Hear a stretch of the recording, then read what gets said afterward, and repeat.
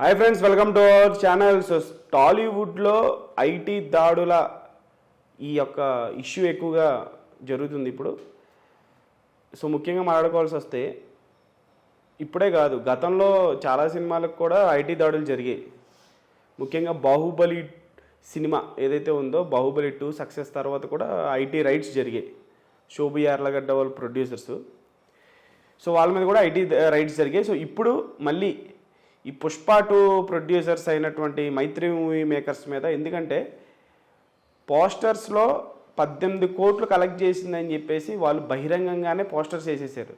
మరి అది నిజంగానే కలెక్ట్ చేసాయా, కలెక్ట్ చేయలేదా అనేది ప్రొడ్యూసర్స్కే తెలుస్తుంది. మరి ఐటీ వాళ్ళు ఇదంతా చూస్తూ ఉంటారు కదా, సో ఆబ్వియస్లీ వాళ్ళు రైట్స్ చేస్తారు.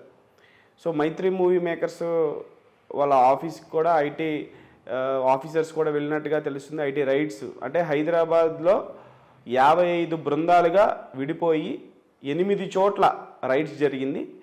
సో 8 చోట్లలో 2 చోట్ల, ఒకటి మైత్రి మూవీ మేకర్స్ ఆఫీస్లో, అలాగే దిల్ రాజు గారి ఆఫీస్లో. దిల్ రాజు గారు ఈ యొక్క సంక్రాంతి సీజన్లో గేమ్ చేంజర్కి ప్రొడ్యూసర్గా ఆయన వ్యవహరించారు. దాని తర్వాత సంక్రాంతికి వస్తున్నాం సినిమాకి కూడా ప్రొడ్యూసర్గా వ్యవహరించారు. అలాగే డాకు మహారాజ్ని కూడా డిస్ట్రిబ్యూట్ చేసింది ఆయనే. అంటే సంక్రాంతికి రిలీజ్ అయినటువంటి 3 సినిమాలు కూడా ఆయనవే. సో ఐటీ రైట్స్ వాళ్ళు దిల్ రాజు గారి ఆఫీస్ మీద కూడా వెళ్ళడం జరిగినట్లుగా తెలుస్తుంది. గతంలో నాట్ ఓన్లీ ఇప్పుడు మైత్రి మూవీ మేకర్స్, దిల్ రాజు, గతంలో నేను చెప్పినట్టు ఇందాక బాహుబలి 2 మీద కూడా ఐటీ రైట్స్ జరిగాయి. ఒక సినిమాకి హ్యూజ్ లెవెల్లో కలెక్ట్ చేసిందని చెప్పేసి వాళ్ళు పోస్టర్స్ త్రూ పబ్లిక్ మీడియంలో పెట్టినప్పుడు, ఇంత కలెక్ట్ చేస్తుందని చెప్పేసి అన్నప్పుడు ఆబ్వియస్లీ ఐటీ రైట్స్ అనేవి జరుగుతాయి. దానికి సంబంధించినటువంటి లెక్కలు ఏవైతే ఉంటాయో అవి పక్కాగా చూపించాల్సి వస్తుంది.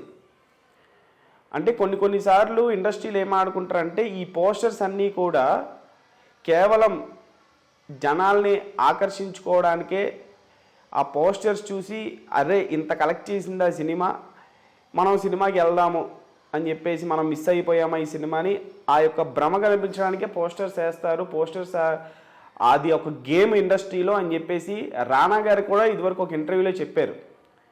సో ఇప్పుడు మైత్రి మూవీ మేకర్స్లో ఈ జరగడం, సంక్రాంతికి వస్తున్నాం సినిమా సంక్రాంతి బ్లాక్ బస్టర్గా నిలవడం, దానికి తోడు సంక్రాంతి రిలీజ్ అయిన 3 సినిమాలు దిల్ రాజు గారి కావడంతో ఈసారి కొంచెం హెవీగానే ఐటీ రైట్స్ అవన్నీ కూడా జరుగుతున్నట్లుగా తెలుస్తుంది. మరి చూద్దాం ఈ ఐటీ రైట్స్ యొక్క ఉదంతం ఎక్కడి నుంచి ఇలా స్టార్ట్ అయ్యింది, సో ఎక్కడి వరకు అవుతుందో మరి చూడాలి.